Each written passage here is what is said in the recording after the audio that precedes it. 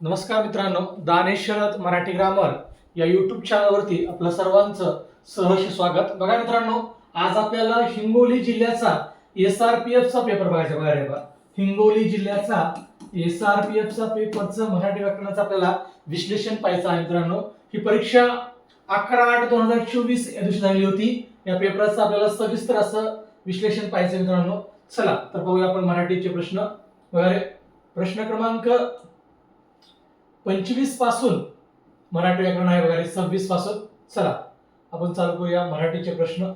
बघा मित्रांनो, खालील पैकी कोणती भाषा नैसर्गिक नाही म्हणले. काय म्हणले रे? खालील पैकी कोणती भाषा नैसर्गिक नाही असं म्हटलं गेलं आहे. नैसर्गिक भाषेमध्ये बघा रे, खालील पैकी कुणाची गणना होत नाही असं म्हटलं गेलं आहे. पहिला ऑप्शन आहे हावभाव, टंकलेखन, इशारे, बोलणे. मित्रांनो, नैसर्गिक भाषा म्हणजे काय रे? जी भाषा निसर्गामध्ये निर्माण झालेली आहे, जी भाषा काय म्हणतात नैसर्गिक आहे त्याला म्हणायचं आहे नैसर्गिक भाषा.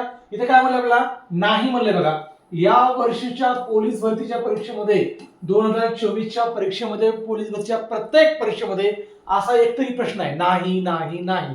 कळलं रे? बघा, नैसर्गिक भाषा हावभाव आहे, इशारे आहे, बोलणे, जे की मानवानं काय केलं रे? निसर्गिक आहे, पूर्णपणे नैसर्गिक आहे ते. म्हणजे हावभाव नॅचरली आहे, इशारे नॅचरली आहेत, बोलणे नॅचरली आहे, जे मानवानं निर्माण केलेलं नाही. जे मानवानं निर्माण केलं आहे, मानवानं जे निर्माण केलंय त्याला म्हणायचं आहे कृत्रिम भाषा. म्हणजे आपल्याला काय विचारलंय रे? खालीलपैकी कोणती भाषा नैसर्गिक नाही म्हणजेच काय आहे रे? कृत्रिम आहे. बघा, कृत्रिम भाषा आहे. कृत्रिम भाषा टंकलेखन आहे. कोण आहे? टंकलेखन आहे. बघा, म्हणजे नैसर्गिक भाषा नसलेली भाषा कोण आहे? टंकलेखन आहे. पर्याय क्रमांक 2 हे त्याचं अचूक उत्तर आहे मित्रांनो. बघा, म्हणजे तुम्हाला खालीलपैकी कोणती भाषा नैसर्गिक नाही म्हणलं होतं, याच्यामधलं उत्तर होतं कृत्रिम भाषेचं. ते उत्तर आहे टंकलेखन. आणि जो उत्तर आहे पर्याय क्रमांक बी. काय रे? पर्याय क्रमांक बी आहे. बघा, हावभाव, इशारे, बोलणे यांचं वर्णन नैसर्गिक भाषेमध्ये केलं जातं वगैरे. पहिलं ऑप्शन काय होतं? हावभाव. आपण एकमेकाला हावभाव करतो नाही. चला आपण म्हणतो वगैरे हावभाव येतं. समजा एखादी गोष्ट तुम्हाला आवडली असेल तर आपण हावभाव करतो, आवडलं नसेल तर नाक मोडतो. म्हणजे तो काय आहे? हावभाव आहे एक प्रकारचा पूर्णपणे. एखादा पाहुणा घरामध्ये आला आणि एखाद्या लहान बाळाला जर एखादा पाहुणा पैसे द्यायला लागला तर आपल्याला हावभाव करते. बघा, घेऊ नकोस म्हणते पूर्णपणे. त्यानंतर इशारे आहेत, काही बोलणे आहेत पूर्णपणे.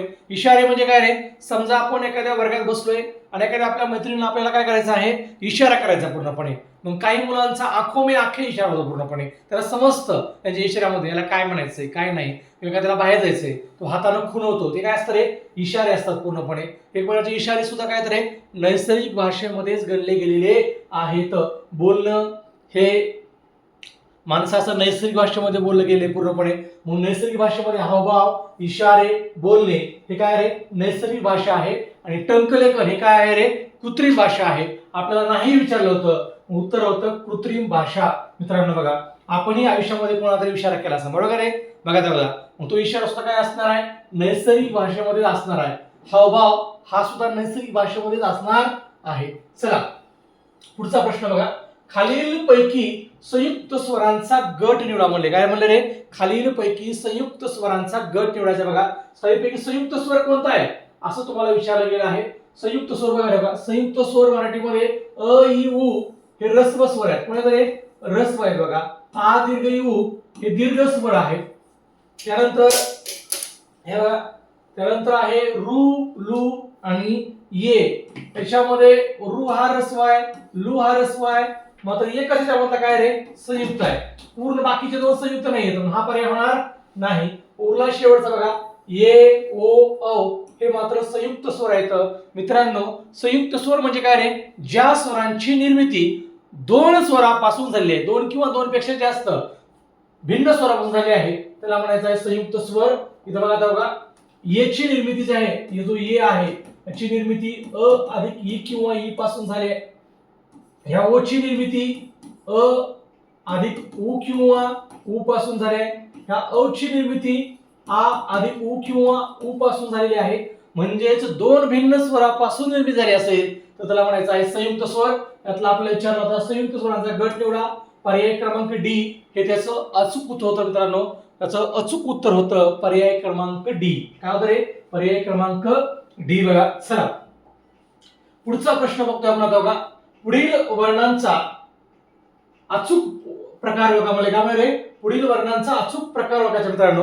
अचूक प्रकार काय बघा म्हणजे काय बरोबर काय बघा. त थ हे कोण आहेत म्हणलं बघा रे?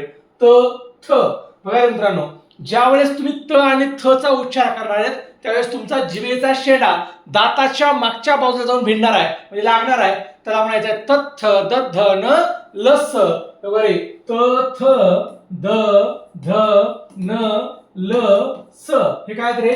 दंत्यवर्ण बघा. दंत्यवर्ण येतं. जिभेचा शेंडा दाताच्या मागच्या बाजूस जाऊन जर लागत असेल तर त्याला म्हणायचं आहे दंत्य वर्ण.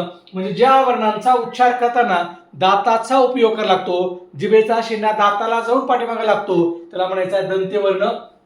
मित्रांनो मूर्धन्य वर्ण कोणत रे? बघा ट आहे, ठ आहे, ड आहे, ढ आहे, न आहे, ठ ड ढ न रशळ हे काय आहे? मूर्धन्य वर्ण आहेत. कोण आहेत?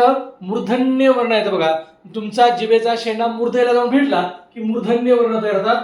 आणि कंठ्य वर्ण कोण आहेत? बघा क आहे, ख आहे, ग आहे, घ आहे, ग आहे आणि ह आहे. काय रे? हे ह आहे. हे झाले तुमचे कंठ्य वर्ण. तालव्य वर्ण कोण आहेत रे? बघा च आहे, छ आहे, ज आहे, झ आहे, न आहे, य आहे, श आहे. हे तालव्य वर्ण आहेत. आपल्याला परीक्षेमध्ये विचारले होते तथ वर्ण. तथ वर्ण कोण होते रे? दंत्य वर्ण होते. बघा दंत्य वर्ण होते. त्याच्यामुळे मित्रांनो ध्यान ठेवा प्रश्न काय विचारला याच्यावर आपलं उत्तर अवलंबून असणार आहे. चला हा प्रश्न जशाच तसा SRPF च्याच पेपरला आलेला आहे. बघा रे कालच्या आपण जो विश्लेषण व्हिडिओ केला होता नवी मुंबई या विश्लेषणामध्ये हा प्रश्न असा होता पूर्णपणे. तिथं तथ द ध न ल स आलं होतं. इथं फक्त दोन आले तथ आले. तर दोघांचे उत्तर दंत्यच होतं. पुढे बघा रे पुढचा प्रश्न आहे प्रत्यक्ष या शब्दाचा विग्रह कोणता म्हणले? काय म्हणले रे? प्रत्यक्ष या शब्दाचा विग्रह कोणता म्हणले? बघा मित्रांनो आपल्याला विचारला विग्रह. प्रत्यक्षाचा काय विचारला रे? विग्रह विचारला. बघा प्रत्यक्षाचा विग्रह होणार आहे मित्रांनो प्रति अधिक अक्ष होणार आहे. काय होणार आहे? प्रति अधिक अक्ष. बघा रे प्रति मधून ई बाहेर पडते. पुढे आहे अ. आपल्याकडे एक रूल्स आहे मराठी व्याकरणामध्ये स्वर संधी मधला ई, उ आणि रू यांच्या पुढे जर विजातीय स्वर आला तर ई बदल ये होतं, उ बदल व होतं, रू बदल र होतं आणि येणारे संधी साधली जाते. आता बघा ईच्या पुढे उ आहे म्हणजे विजातीय स्वर आहे. तर ईचा काय होणार आहे? ये होणार आहे. य अधिक उ. बघा रे आता काय होणार आहे? य अधिक पुढे काय रे? अ आहे. अ आहे. काय होणार? ईचा काय होणार आहे? य. य अधिक अ काय होणार आहे? यच राहणार आहे. बघा मग आता बघा प्रतिमधून ई बाहेर पडलं वरी कोण राहिले? आधी पहिलं प्र राहिले. ती मधून ई बाहेर पडलं म्हणजे वरी काय राहिले रे? अर्ध त राहिले. बघा आता काय करायचं आपल्याला? वरी अर्ध त राहिलं होतं. ईचा ये बनला. य अधिक काय बनलं रे? ये बनला. बघा ये तसं. आणि शेवटचा शब्द दशाला तसा घ्यायचा. शब्द बनला प्रत्यक्ष. काय बनला शब्द? प्रत्यक्ष. पुन्हा एकदा मित्र बघ तुला समजलं असेल तर मी कसं केलं काय नाव प्रति अधिक अक्ष हा संधीचा विग्रह होता. काय होता रे? प्रति अधिक अक्ष. प्रति मधून ई बाहेर पडतं. पुढे आहे अ. विजा बघा रे ई उ रू कोण आहे रे? ई उ आणि रू यांच्या पुढे जर विजातीय स्वर आला तर ईचा काय होतो रे? य, उचा व, रूचा र. आता ईच्या पुढे विजातीय स्वर होता अ. ईचा होणार आहे य. य अधिक अ य बनणार आहे. कोणत्याही व्यंजनामध्ये जर अ मिसळला तर ते व्यंजन पहिलंच आहे तसंच राहतं मित्रांनो. इथं बघा पहिला शब्द दशाचा घ्यायचा. संधीमध्ये बदल होतो फक्त शेवटच्या शब्दाच्या वर्णामध्ये. बघा रे मग पहिल्या शब्दातला शेवटचा वर्ण कोण आहे? प्रति आहे. ई बाहेर पडलाय. वरी राहिलं त अर्ध तर राहतं कारण ई बाहेर पडलाय. मग ह्याच्यामध्ये काय होणार आहे? य अधिक ये बनलाय आणि शेवट शब्द आहे श. शब्द बनला प्रत्यक्ष. ह्या त्याचा विग्रह बरोबर आहे. प्र अधिक अक्ष होत नाही, प्रति अधिक श होत नाही आणि प्रत्येक अधिक अक्ष होत नाही. म्हणून मित्रांनो पर्याय क्रमांक 1 हे त्याचं अचूक उत्तर होतं मित्रांनो. पर्याय क्रमांक 1. बघा रे गमक आहे यावर्षी पोलीस भरतीच्या परीक्षेमध्ये प्रत्येक परीक्षेमध्ये संधीवरती बऱ्याच प्रमाणात प्रश्न आलेले आहेत. आता एका लागोपाठ एक असे 2 प्रश्न संधीवरती. इथं सुद्धा लगातार आलेला प्रश्न आहे. बघा रे पुनरावृत्ती या शब्दाची संधी कशी सोडवली जाईल म्हणलं बघा. शब्द दिलाय, मगाच्यासारखा शब्द आहे, त्याचा तुम्हाला विग्रह ओळखायला सांगितला गेला आहे. मित्रांनो बघा, पुनरावृत्ती. पुनरावृत्ती संधी कशी होईल म्हणले. पुनरावृत्ती संधी जर सोडवली तर याची सुद्धा पुन अधिक आवृत्ती हीच संधी बरोबर आहे. पुन अधिक आवृत्ती, पुनर अधिक आवृत्ती असं होत नाही मित्रांनो. बघा पुन्हा अधिक आवृत्ती असं होत नाही का. विसर्ग संधी आहे, याच्यामध्ये विसर्ग पाहिजे, विसर्ग आलेला नाहीये म्हणून चुकीचं आहे. र होत नाही मित्रांनो, इथे शेवटी काय झाले विसर्ग येत आहे, र होऊ शकत नाहीये. बघा वृत्ती होत नाही, आवृत्ती आहे म्हणून मित्रांनो पर्याय क्रमांक 1 बरोबर आहे. काय रे पर्याय क्रमांक 1 पुन विसर्ग अधिक आवृत्ती बरोबर पुनरावृत्ती बरोबर आहे. आता या विसर्गामधून तुम्हाला काय करायचं बघा, मी सांगतो तुम्हाला. बघा विसर्गाचा काय होणार आहे, र होणार आहे. न च्या इकडे अ आहे, र अधिक आ काय होणार आहे, रा होणार आहे. आणि शब्द म्हणा पू जशाचं न जसा र अधिक आ काय होणार आहे, रा होईल. आणि वृत्ती जशाचं शब्द बनणार आहे पुनरावृत्ती. तुम्ही एखाद्या गोष्टीला जर डबल डबल वाचला असेल तर तुमचा अभ्यास कसा होईल, पुनरावृत्ती करायला लागते तुम्हाला. पुनरावृत्ती केली तरच तुमचं लक्षामध्ये बारकाईने राहणार आहे पूर्णपणे. कुठल्याही घटकाची जेवढी तुम्ही पुनरावृत्ती करताल तेवढं जास्त तुम्हाला समजणार मित्रांनो. म्हणून पर्याय क्रमांक 1 हे त्याचं अचूक उत्तर आहे मित्रांनो. 30व्या प्रश्नाचं अचूक उत्तर आहे पर्याय क्रमांक 1. पुढे बघा रे, प्रामाणिकपणा. प्रामाणिकपणा हे कोणतं नाव आहे मित्रांनो. प्रामाणिकपणा बघा रे, प्रामाणिक हे मूळचं नाव आहे, त्याला पणा प्रत्यय लागलाय. मराठीमध्ये जर बघा य त्व पण पणा ताई की आई, ताई की आई वागिरी. काय म्हणलं रे वागिरी असे जर प्रत्यय लागले गेले असतील तर ते भाववाचक नाम असतं. काय असतं रे भाववाचक नाम आहे बघा. पणा प्रत्यय कोण लागतो रे भाववाचक नामामध्येच लागतो. यत्व पण पणा ताई की आई वागिरी इत्यादी प्रत्यय जर लागले असतील एखाद्या सामान्य नामाला, विशेषणाला किंवा विशेषनामांना तर ते भाववाचक नामे तयार होतात. प्रामाणिकपणा हे भाववाचक नाम आहे मित्रांनो. ज्या नामाने गुण धर्म भाव यांचा बोध होतो त्याला म्हणतात भाववाचक नाम. ज्या नामांची गणता 1 2 3 अशी त्याच्यामध्ये होत नाही त्याला म्हणायचे पदार्थवाचक नाम. आणि बघा रे, ज्या नामाने जातीचा बोध होत नसून जातीतील विशिष्ट व्यक्तीचा, वस्तूचा, प्राण्याचा बोध झाला त्याला म्हणायचं आहे विशेष नाम. आणि ज्या नामाने जातीचा बोध होतो त्याला म्हणायचं आहे सामान्य नाम. मित्रांनो आपलं अचूक उत्तर होतं प्रामाणिकपणा हे कोणतं नाम आहे, तर प्रामाणिकपणा हे भाववाचक नाम आहे मित्रांनो. कोणतं आहे रे भाववाचक नाम आहे मित्रांनो. बघा रे, पुढचं आहे माळ. या शब्दाचे अनेकवचन कोणते होईल म्हणजे बघा, माळचं माळी होत नाही मित्रांनो, माळांना होत नाही, माळा होत बघा, माळा. आणि माळेला तर होतच नाही पूर्णपणे. माळ माळा अचा आ बनतो. काय बनतो रे अचा आ बनला बघा, माळ माळा. पर्याय क्रमांक सी हे त्याचं अचूक उत्तर आहे मित्रांनो. काय रे पर्याय क्रमांक सी. बघा चला पुढचा प्रश्न आहे साखर भात या शब्दाचं लिंग कोणतं म्हणले. काय म्हणले रे साखर भात या शब्दाचं लिंग कोणतं म्हणले. आता साखर भात हा शब्द जो आहे तो सामासिक शब्द आहे. कोण शब्द आहे रे सामासिक शब्द आहे बघा. सामासिक शब्द जर असेल तर काय होतं रे याची विग्रह करा बघा. साखर घालून केलेला भात मध्यम पदलोपी समास आहे बरोबर का रे. मग या साखर भातचं लिंग ओळखताना सामासिक शब्दाचं लिंग शेवटच्या शब्दावरून ठरवितात. आता बघा रे भात, साखर एक शब्द आहे, भात एक शब्द आहे, शेवटचा शब्द कोण आहे रे भात आहे. भात या शब्दाचा लिंग आहे तो भात म्हणतो आपण. पुल्लिंग आहे. कोण आहे रे पुल्लिंग आहे. उभयलिंगी होऊ शकत नाही, स्त्रीलिंगी तर नाहीच नाही, नपुंसकलिंगाचा काही संबंध नाही. तो भात म्हटल्यामुळं याचं लिंग म्हणलेलं आहे बघा पुल्लिंग. काय म्हणे रे पुल्लिंग. कारण की हा सामासिक शब्द आहे आणि सामासिक शब्दाचं लिंग हे शेवटच्या शब्दावरून ठरवलं जातं. पोलीस भरतीच्या प्रत्येक परीक्षेमध्ये याच्यावर सुद्धा मित्रांनो प्रश्न आलेला आहे. कारण मुले तर चुकतात, साखर पहिला शब्द आहे ती साखर म्हणतात आणि स्त्रीलिंग आहे मित्रांनो. मात्र हे चुकीचं आहे. सामासिक शब्दाचं लिंग हे शेवटच्या शब्दावरून ठरवायचं आहे. चला पुढचा प्रश्न बघूया वगैरे. घोड्याने काय म्हणे रे घोड्याने राजास पाडले या अधोरेखित केलेल्या नामाची विभक्ती कोणती म्हणले. आणि आडला केलं बघा घोड्यानेला. ने प्रत्यय कुणाचा आहे मित्रांनो. ने प्रत्यय बघा, ने हा प्रत्यय तृतीय विभक्तीचा आहे. कोणाचा रे तृतीयचा. कारण तृतीयामध्ये प्रत्यय बघा ने य शी नी ही ई आणि शी प्रत्यय येतं. हा ने प्रत्यय कुणाचा रे तृतीयचा आहे. पर्याय क्रमांक 1 उत्तर आहे. रे पर्याय क्रमांक 1 उत्तर आहे मित्रांनो. आपलं उत्तर आहे अचूक बघा रे पर्याय क्रमांक 1. काय ने प्रत्यय तृतीयेत असतो. षष्टीचे प्रत्यय बघा काय असतात ते षष्टीचे प्रत्यय बघा चा ची चे किंवा चा ची चे च्या हे कोणाचे प्रत्यय रे षष्टीचे प्रत्यय आहेत. आपल्याला लागलाय कोणता प्रत्यय ने लागलाय म्हणून तृतीय आहे. चतुर्थीचे प्रत्यय कोणाचे रे बघा स आहे ला आहे ते आहे नंतर स आहे ला आहे ना आहे ते आहे सला ते सला ना ते हे चतुर्थीचे प्रत्यय येतं. आणि पंचमीचे प्रत्यय मित्रांनो ऊन फून आणि ऊन फून हे पंचमीचे प्रत्यय आहेत मित्रांनो. म्हणून ने प्रत्यय लागल्यामुळं पर्याय क्रमांक 1 हे आपलं अचूक उत्तर आहे. तृतीय विभक्ती हे आपलं उत्तर होतं मित्रांनो घोड्याने. घोडा म्हणजे अश्व आहे बरोबर आहे. चला पुढे बघा विहीर या शब्दाचं सामान्य रूप ओळखा म्हणलं बघा रे.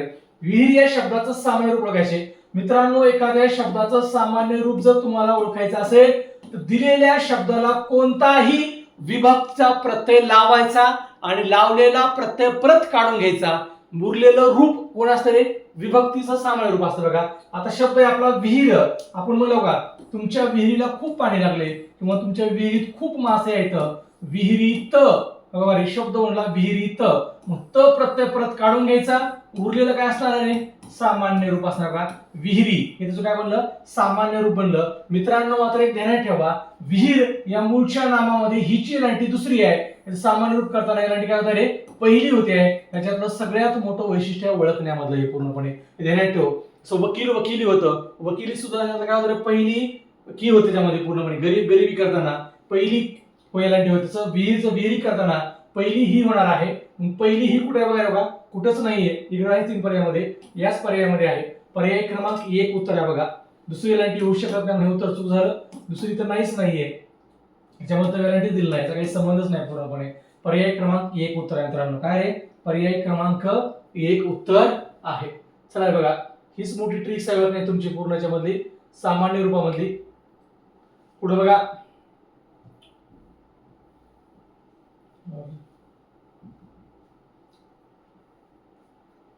पुढे काय म्हणलं रे चला खालील शब्दापैकी दर्शक सर्वनाम कोणतं म्हणलंय मित्रांनो. दर्शक सर्वनाम बघा रे दर्शक म्हणजे काय रे दर्शविण्याचं काम करते. एखादी वस्तू जवळ आहे किंवा दूर आहे जे दर्शवतात ज्या सर्वनामानं दर्शवलं जातं त्याला म्हणायचं दर्शक सर्वनाम. बघा रे मी हे पुरुषवाचक सर्वनाम आहे. कोणा रे बघा मी हे पुरुषवाचक सर्वनाम आहे. कुठला रे पुरुषवाचक आहे बघा. आपण व स्वतः हे पुरुषवाचक पण आहे प्लस आत्मवाचक आहे बघा रे. तो मात्र दर्शक आहे. कोण रे दर्शक आहे बघा. हेच आपलं उत्तर आहे दर्शक सर्वनाम. आणि कोण हे कोण आहे प्रश्नार्थक सर्वनाम आहे. कोण आहे प्रश्नार्थक सर्वनाम आहे. ध्यानात ठेवा मित्रांनो आपल्याला परीक्षेत विचारलं होतं खालीलपैकी दर्शक सर्वनाम कोणतं तो म्हणजे काय रे एखादी वस्तू दूर आहे जवळ आहे दूर आहे आणि एक आहे हे दाखवायचं असेल तो आपण लिहितो बघा. तो माझा मुलगा आहे तो माझा प्लॉट आहे म्हणजे दूर आहे हे दाखवण्यासाठी आपण दर्शक सर्वनामाचा वापर करतो मित्रांनो. दर्शक सर्वनाम तो होतं. पर्याय क्रमांक सी हे त्याचं अचूक उत्तर होतं. मी हे प्रथम पुरुषवाचक सर्वनाम आहे. कोणतं आहे प्रथम पुरुषवाचक सर्वनाम आहे. आपण हे प्रथम बी आहे द्वितीय बी आहे आणि तृतीय बी आहे. तुम्ही त्याचा वापर कसा करता याच्यावर डिपेंडिंग आहे. आणि आत्मवाचक पण आहे. आपणचा उपयोग विविध प्रकारे केला जातो. मी म्हणलं वगैरे आपण आज मुळीच लेक्चर घेणार नाही म्हणलं तर प्रथम पुरुष झालं. मी असं म्हटलं तुम्हाला मित्रांनो बघा रे आपण आता रडणे थांबवाल का.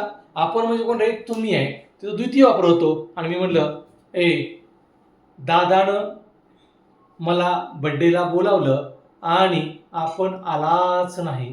आपण आला म्हणजे आला नाही म्हणजे कोण रे तो आलाच नाही ते झालं तृतीय पुरुषवाचक. आणि आत्मवाचक सर्वनाम काय आपणहून गावाला गेला. आपणहून तो गावाला गेला. इथला आपणहून हे सर्वनाम कोण आहे आत्मवाचक सर्वनाम मित्रांनो. असा आपणचा विविध ठिकाणी उपयोग केला जातो बघा. लगातार प्रश्न येतो त्याच टॉपिकवरचा. जो प्रयत्न करील तो यशस्वी होईल. जो तो बघा रे बघा जो प्रयत्न करील तो यशस्वी होईल म्हणजे असं काय होणार आहे जो प्रयत्न करणार तो यशस्वी होणार आहे. सगळ्यात मोठं माणसाला यशस्वी होण्यामागून कोण रोखत असेल तर माणूस प्रयत्नच करत नाही मित्रांनो. पहिल्यांदा प्रयत्न करून बघा बाबा. काय म्हणले जो प्रयत्न करील तो यशस्वी होईल.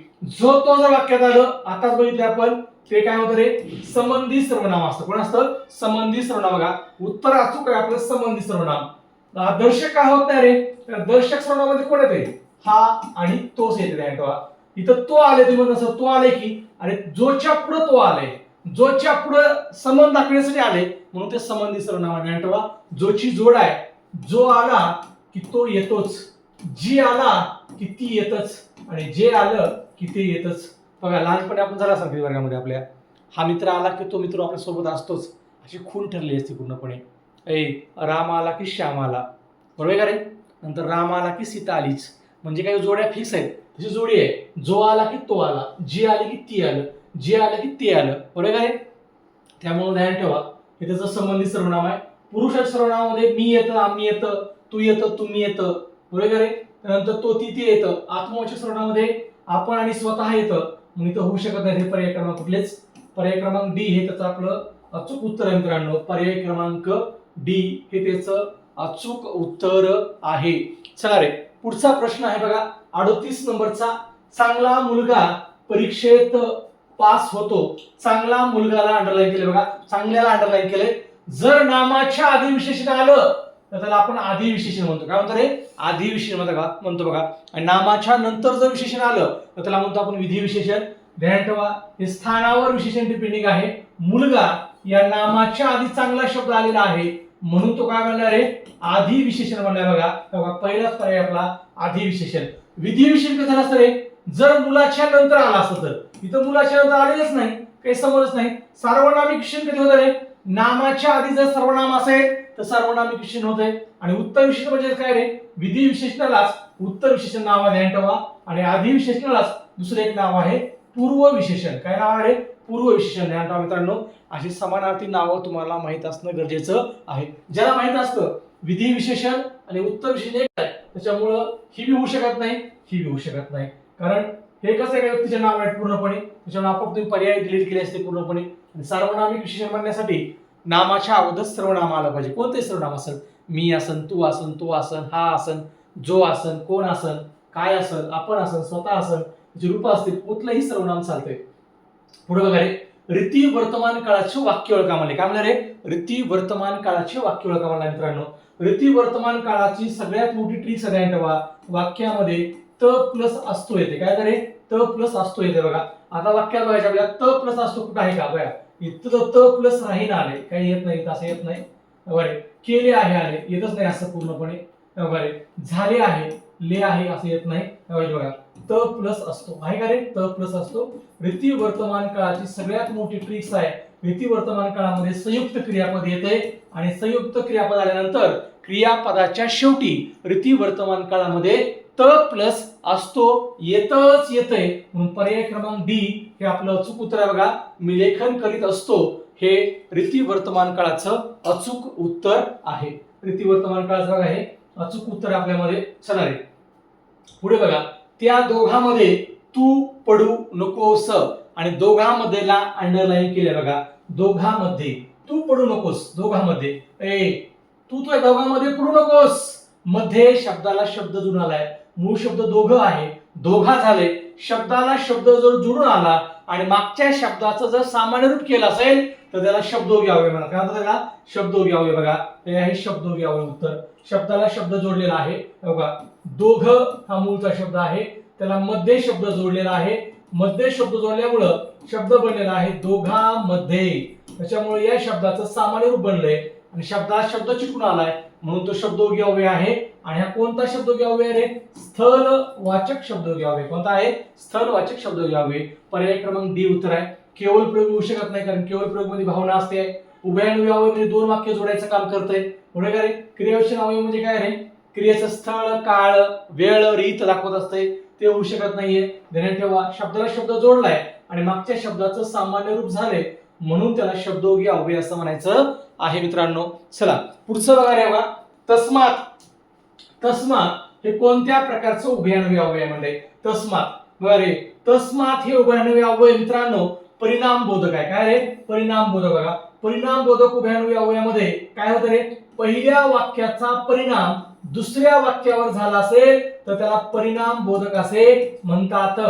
पहिल्या वाक्याचा परिणाम दुसऱ्या वाक्यावर दाखविण्यासाठी कुठले ना कुठले तरी उभयान्वयी अव्यय जोडले जातात. मग ते कोणकोणते उभयान्वयी अव्यय का? म्हणून आहे, त्यामुळे आहे, यामुळे आहे, तस्मात आहे. तस्मात आहे बघा, हे समजलं. त्याचे डोळे दुखू लागले म्हणून तो शाळेत आला नाही. डोळे दुखण्याचा परिणाम काय रे? तो शाळेत आलेला नाही. त्यांनी अभ्यास केला म्हणून त्याला नोकरी लागली. अभ्यास केल्याचा परिणाम काय झालाय? नोकरी लागल्या बघा.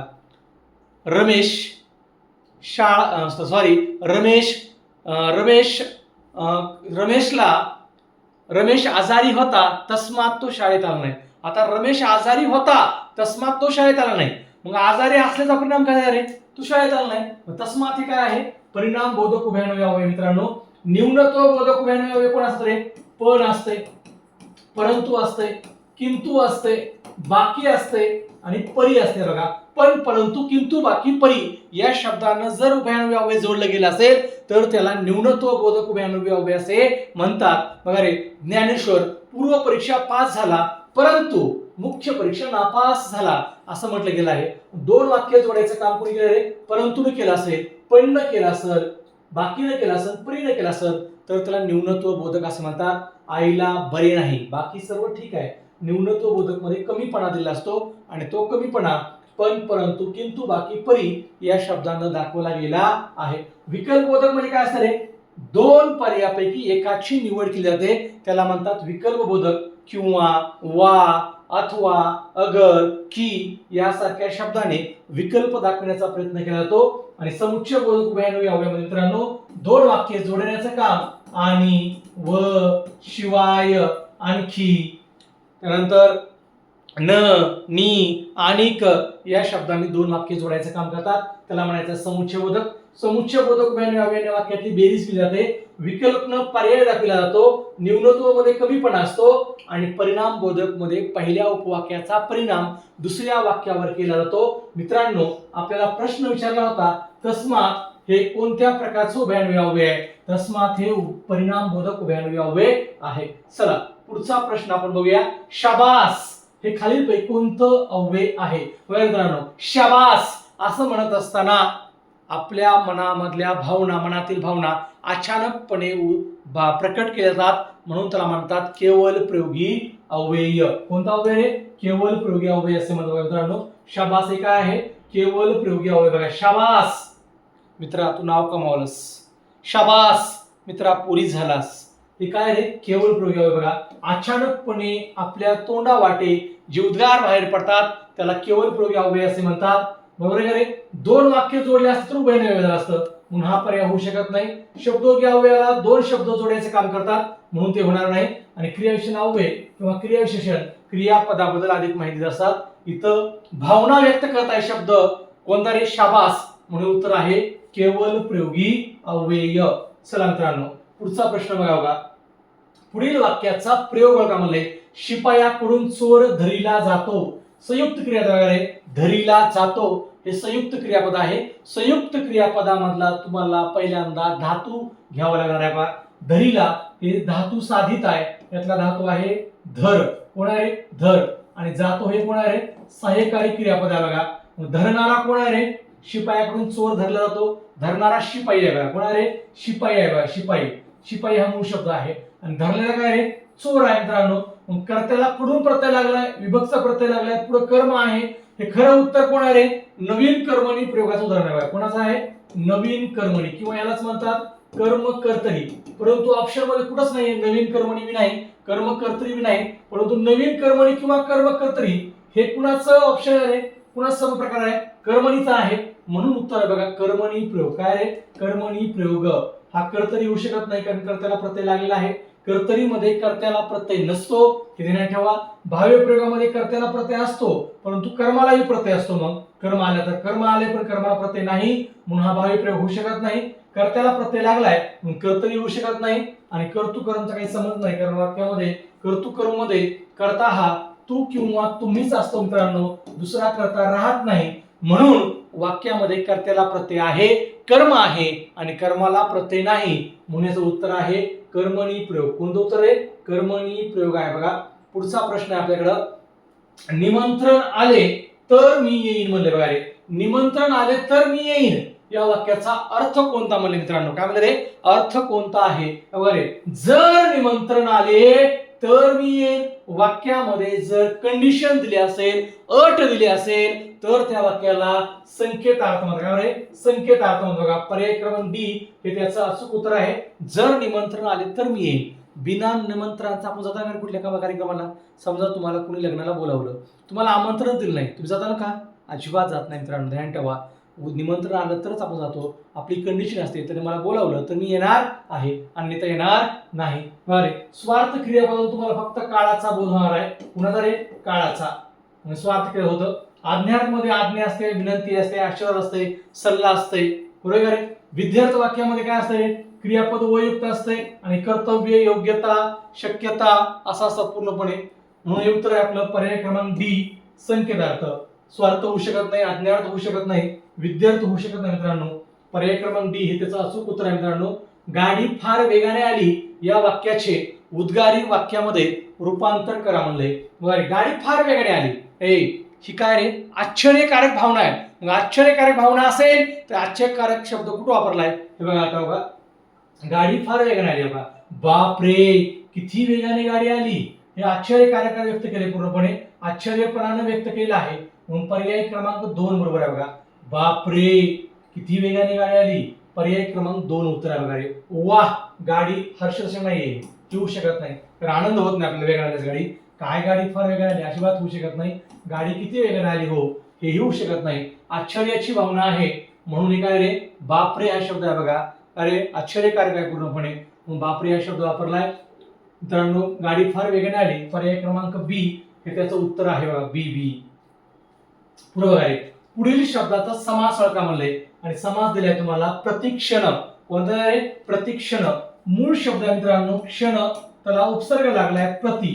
मराठीमध्ये आ, यथा आणि प्रति हे उपसर्ग मराठीमध्ये संस्कृत भाषेमधले आहेत आणि हे अव्ययी भाव समासामध्ये लागतात. तुला तर ते अव्ययी भाव समासामध्ये बघा, आ, यथा, प्रति हे संस्कृत मध्ये उपसर्ग अव्ययी भाव समासामध्ये लागतात. प्रतिक्षण म्हणजे काय? प्रत्येक क्षणाला. आवडतं बघा, मला तुझी प्रतिक्षण आठवण येते.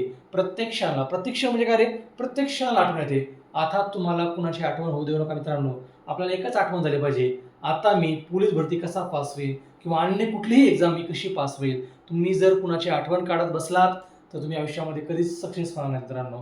ध्यान ठेवा, आपली सदैव आठवण आपली एकच पाहिजे. माझ्या डोक्यावर कधी एकदा खाकी वर्दीची कॅप पडणार आहे पूर्णपणे. ध्यान ठेवा. आणि आपल्या अंगावरती कधी खाकी उतरेल हेच आपल्या डोक्यामध्ये नेहमी घुमलं पाहिजे पूर्णपणे, तरच आपण सक्सेस होणार आहोत. चला पुढे बघा रे, पुढील पैकी समाहार द्वंद्व समासाचं उदाहरण ओळखा म्हणले. बघा, समाहार द्वंद्व समास.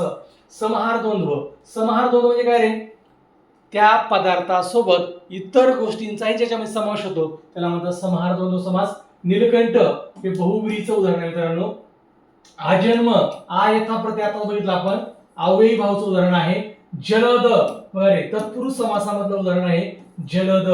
अलुक तत्पुरुष समासामधलं उदाहरण आहे ते बोला. बघा आता मीठ भाकर हे समाहार द्वंद्व समासचं उदाहरण आहे. मीठ भाकरचा अर्थ होतो मीठ, भाकर, भाजी, भात, साधं जेवण. मीठ भाकरचा अर्थ आहे साधं जेवण, नॉट 5 स्टार जेवण. साधं जेवण आपण जे घरामध्ये रोज जेवतो, भाकर असेल, भाजी असेल, भात असेल, एखादी भाजी असेल, एखादी सुकी भाजी असेल, जे काही आपण जेवण खातो साधं जेवण, त्याला म्हणायचं आहे मीठ भाकर मित्रांनो. त्याच्या पदार्थासोबत इतर गोष्टींचाही समावेश होणं. भाकरीसोबत भाजी आली, भात आला, डाळ आली, कळलं रे? त्याला म्हणायचं साधं जेवण, मीठ भाकर. म्हणून हे समाहार द्वंद्व समासाचं उदाहरण आहे. पर्याय क्रमांक बी. बघा, पुढचा प्रश्न आहे, मेघा सम तो श्याम सावळा.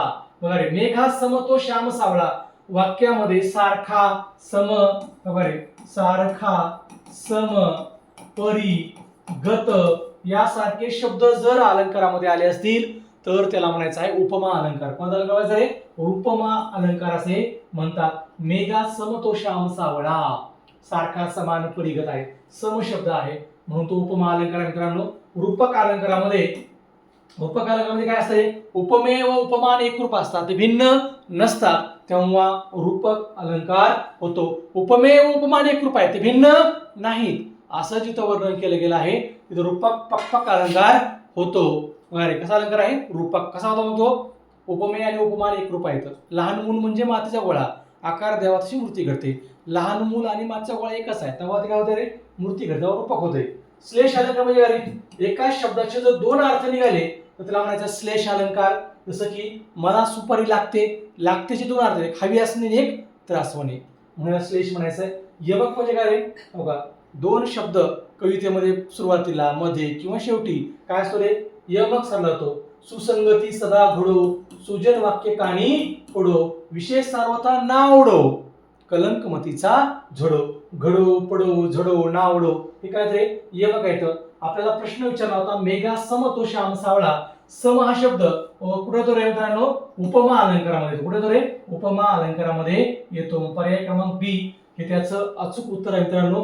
पुढील पैकी कोणता शब्द तत्सम शब्द आहे असा प्रश्न विचारण्यात आला. बघा, तत्सम शब्द कोणता असा पर्याय तुम्हाला विचारण्यात आलेला आहे. मंदिर, देऊळ, अजान, साखर. ध्यानात ठेवा मित्रांनो, अशामधला मंदिर हा शब्द काय रे मित्रांनो, तत्सम शब्द आहे. बघा, कारण ह्याच्यामध्ये एलएनटी पहिली आहे. तत्सम शब्दाचा अर्थ आहे जे शब्द दशास तसे संस्कृत भाषेमधून कुठे आले रे, मराठी भाषेमध्ये आलेले आहेत, त्यांना म्हणायचं आहे तत्सम शब्द. काय म्हणायचं त्याला, तत्सम शब्द म्हणायचा आहे. म्हणून मंदिर हा शब्द काय रे, तत्सम शब्द आहे मित्रांनो. काय रे, तत्सम शब्द आहे. बघा, चला पुढचा प्रश्न बघायला घ्यायचा. बघा मित्रांनो, भीती, भूगोल, भगवान हे शब्द कोणत्या प्रकारातील आहेत मित्रांनो. भीती, भूगोल, भगवान हे सुद्धा शब्द काय रे, तत्सम शब्द आहेत मित्रांनो. काय आहेत, तत्सम शब्द आहेत मित्रांनो. ध्यान ठेवा, आताच पाहिलं आपण तत्सम शब्द म्हणजे काय असं रे, संस्कृत मधून दशास तसे मराठीत आलेले आहेत, त्याला म्हणायचं आहे तत्सम शब्द. आपण बघितले भूगोल संस्कृत शब्द आहे, आपल्या मराठीमध्ये आलाय म्हणजे तत्सम शब्द आहे मित्रांनो. वगैरे भीती आहे, भगवान आहे. तद्भव म्हणजे काय रे, संस्कृत मधून काहीतरी बदल होऊन वगैरे तो शब्द मराठीत आलाय, त्याला म्हणायचं आहे तद्भव शब्द. जसं की कर्ण पासून काय बनले रे, कान बनले. बघा, हा बदल होऊन आलाय, याला म्हणायचं आहे तद्भव. काय म्हणायचं रे, तद्भव. देशी कोण आहे रे, बघा देशी शब्द कोण आहेत, आत्य आहे, डोके आहे, गुडगा आहे, पोट आहे, कंबर आहे, ढेकून आहे, हे काय रे देशी शब्द, बोली भाषेतले शब्द आहेत. आणि परभाषेमध्ये दुसऱ्या भाषेतून आलेले शब्द आहेत. आपल्याला प्रश्न विचारला होता, भीती, भूगोल, भगवान हे कोणते शब्द आहेत, तर हे शब्द मित्रांनो तत्सम शब्द आहेत. अशा प्रकारचा हा आपला SRPFचा पेपर होता मित्रांनो. याचं विश्लेषण आपण 26 प्रश्नापासून 50 प्रश्नापर्यंत केलेलं आहे. सर्व मित्रांनी हे विश्लेषण व्यवस्थित बघा. व्हिडिओ आवडला तर आपल्या मित्रांना शेअर करा. मित्रांनो, प्रश्नांचं रिपिटेशन खूप वाढत आहे. प्रश्न दशास तसे 2024 मधल्या भरतीमधलेच as it is copy paste प्रश्न होईल मित्रांनो. 11 तारखेचा हा पेपर आहे मित्रांनो, ध्यानात ठेवा. याच्यामध्ये नवी मुंबईतले प्रश्न दशाचे आहेत पूर्णपणे पेपरमध्येच. त्यानंतर अन्य जिल्ह्याच्या पेपरमध्ये सुद्धा बऱ्याच प्रश्नांचा समावेश या पेपरमध्ये करण्यात आलेला आहे. तुम्ही जर मागचे प्रश्न बघितलात तर तुम्हाला पेपर कशा प्रकारचा येऊ शकतो याचा अंदाज बांधता येतो. म्हणून आपल्याला जर यशस्वी व्हायचं असेल तर मागचे झालेले PYQ प्रश्न सोडवणं ही सध्या काळाची गरज बनलेली आहे. म्हणून ते काम आपण हाती घेतलेलं आहे. आपण इथून पुढे सर्व जिल्ह्यांचे झालेले PYQ प्रश्न असेच दररोज व्हिडिओच्या माध्यमातून सोडवणार आहोत मित्रांनो.